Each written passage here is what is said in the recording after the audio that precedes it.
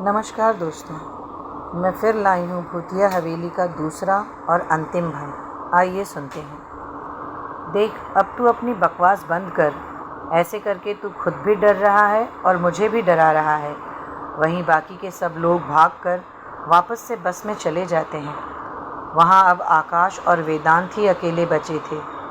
वहीं सीढ़ियों से वह शख्स धीरे धीरे नीचे उतर ही रहा था कि तभी उसके हाथ से मोमबत्ती छूट जाती है। मोमबत्ती को बचाने के चक्कर में उसके पैर फिसल जाता है और वहीं सीढ़ियों से नीचे गिर जाता है, जिसके साथ उसके मुंह से एक आह निकल जाती है। बाकी सब तो डर कर भाग जाते हैं, लेकिन आकाश यह सब देखकर हैरान हो जाता है और भागकर उस शख्स के पास चला जाता है। आकाश जैसे ही उस शख्स को उठाने की कोशिश करता है, उसके हाथ में उसके नकली बाल आ जाते हैं और उसके पीछे छिपा असली चेहरा बाहर आ जाता है, क्योंकि वह कोई भूत नहीं बल्कि वही आदमी था जिसने दरवाज़ा खोला था, जो कि सीढ़ियों से गिरने की वजह से बेहोश हो गया था। आकाश उस आदमी के ऊपर पानी डालकर उसको होश में लाता है और उससे पूछता है, आकाश, कौन हो तुम हमको ऐसे डरा क्यों रहे हो? तभी उसको पीछे से आवाज़ आती है, जिसने तुम्हें अंदर आने के लिए पूछा था वह मैं था। आकाश और वेदांत जैसे ही मुड़कर पीछे देखते हैं, उनकी आंखें खुली की खुली रह जाती है, क्योंकि वहां मौजूद उन दोनों लोगों की शक्ल एक जैसी थी। तभी सीढ़ियों पर बैठा आदमी बोलता है, श्यामलाल, तुमने मुझे बताया क्यों नहीं? श्यामलाल, मैं आपको बताना भूल गया था भैया। आकाश, यहाँ चल क्या रहा है? कोई हमें बताएगा? श्यामलाल, आओ हमारे साथ। वेदांत, पर कहाँ? चुपचाप चलो। वह आकाश और वेदांत को उसी कमरे में ले जाता है जिसका दरवाज़ा अपने आप बंद हुआ था। वहाँ जैसे ही कमरे के अंदर जाते हैं, वहाँ का नज़ारा देखकर हैरान हो जाते हैं। वहाँ लगभग 5 साल का बच्चा अपने खिलौनों के साथ खेल रहा होता है।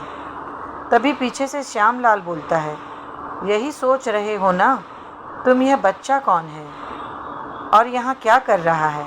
मैं बताता हूँ, श्यामलाल गंभीर होकर बोलता है। तो फिर सुनो, यह बच्चा कोई और नहीं बल्कि इस हवेली का मालिक है। इसका नाम मयंक है। शंभू उसको टोकते हुए, ठहरो श्यामलाल, यह तुम क्या कर रहे हो? तुम किसी अनजान पर कैसे भरोसा कर सकते हो? श्यामलाल, बस कीजिए भैया, कब तक हम इस तरह डर कर और डरा कर जिएंगे? हमको किसी पर तो भरोसा करना ही होगा। वह आकाश और वेदांत से आगे बोलता है, 5 साल पहले की बात है। इस हवेली में भी काफ़ी रौनक हुआ करती थी। इस हवेली का हर एक सदस्य हीरा था। यहाँ न कोई नौकर था और न ही कोई मालिक, सब एक परिवार थे। लेकिन एक दिन ऐसा भी आया कि हंसते खेलते इस परिवार पर दुख के बादल मंडराने लगे। रोज़ एक नई सुबह, एक नई मौत। यहाँ के लोगों को सुबह से ही डर लगने लगा। लेकिन एक दिन तो ऐसा भी आया जब इस बच्चे के माँ बाप और दादा भी मौत का शिकार हो गए। धीरे धीरे यह घर वीरान होने लगा। बचे हुए बाकी लोग इस हवेली को छोड़कर चले गए।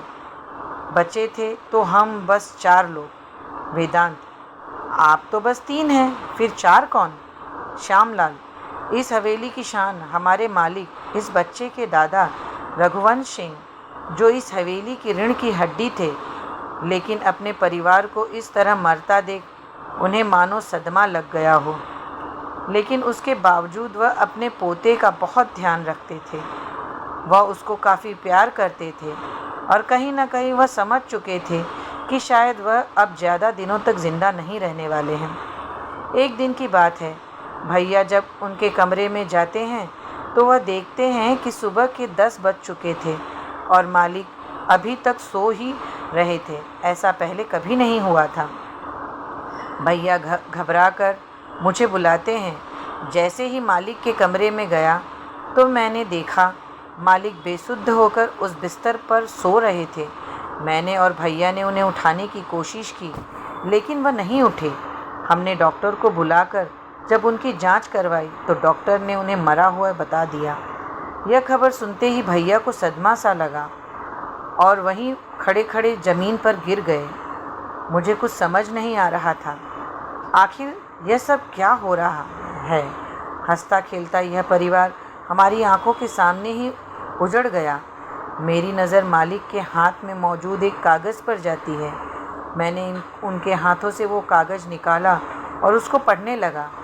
श्यामलाल, मुझे पता है यह चिट्ठी सबसे पहले तुम्हारे हाथ लगने वाली है, क्योंकि मेरी मरने की खबर सुनते ही शंभू तो खड़ा खड़ा ही गिर जाएगा।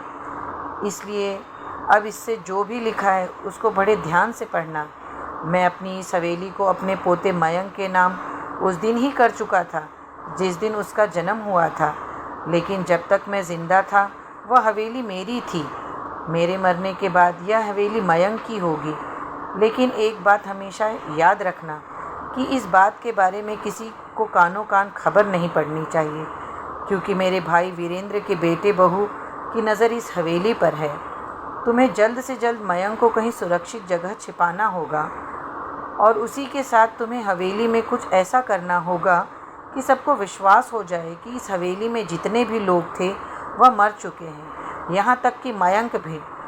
उसके साथ ही इस हवेली को सुरक्षित रखने के लिए इस हवेली में भी तुम्हें ऐसा कुछ करना होगा जिससे बाहर का कोई भी इंसान इस हवेली में घुसने से पहले 100 बार सोचे।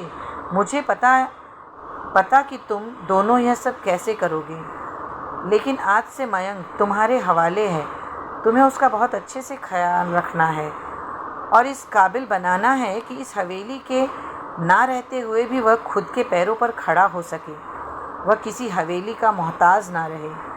लेकिन यह सब तुम्हें बहुत ही सावधानी से करना होगा। बहुत भरोसा करके मैंने तुम्हें यह सब बताया है। अपने इस मालिक के भरोसे को कभी टूटने मत देना। आज से तुम दोनों ही मयंक के सब कुछ हो। तुम्हारा मालिक रघुवंश सिंह। यह सब बताते हुए श्यामलाल और शंभू की आंखों में आंसू आ जाते हैं और वह रोने लगते हैं। वहीं एक ओर वेदांत के मन में अभी भी कई सवाल चल रहे थे और वह श्यामलाल से पूछता है, वेदांत, लेकिन काका इस हवेली का नाम भूतिया हवेली क्यों है? श्यामलाल हंसते हुए, इस हवेली का नाम हमने ही भूतिया हवेली रखा था ताकि इस हवेली के अंदर आने से पहले ही लोगों को शक हो जाए कि यहाँ कुछ तो गड़बड़ है। हमने कोई कसर नहीं छोड़ी इस हवेली को भूतिया हवेली बनाने में। यह सब हम वीरेंद्र के बेटे और बहू को डराने के लिए करते हैं। अब तक तो उनको इस बात का विश्वास हो चुका होगा कि यहाँ कोई भूत प्रेत का साया है। आकाश, लेकिन काका आपको कहीं बाहर जाना होता है तो आप कैसे जाते हो? श्यामलाल, इस हवेली में एक सुरंग है जो हवेली से सीधे शहर वाली सड़क पर ले जाती है। वेदांत, वह सुरंग कहाँ है? शंभू, बस इससे ज़्यादा हम तुम्हें कुछ नहीं बता सकते। तुम दोनों को भी बाहर जाकर यह सब बात किसी को बताने की ज़रूरत नहीं है। श्यामलाल, बिल्कुल सही कहा भैया ने।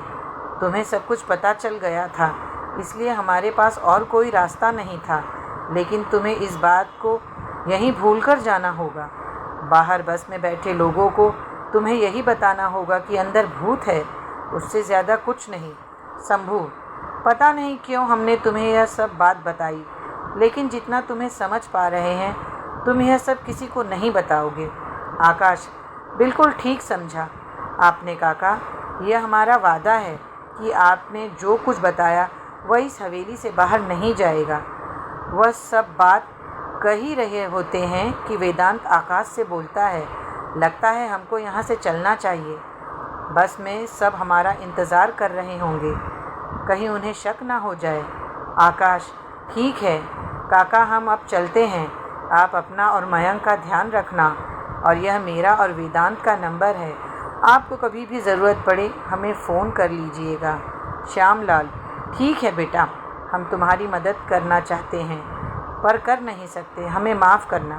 वेदांत, कोई बात नहीं काका, हम समझ सकते हैं, पर इतना बोलकर हवेली के बाहर आ जाते हैं। वेदांत भी अब उस फुहारे का राज समझ चुका था।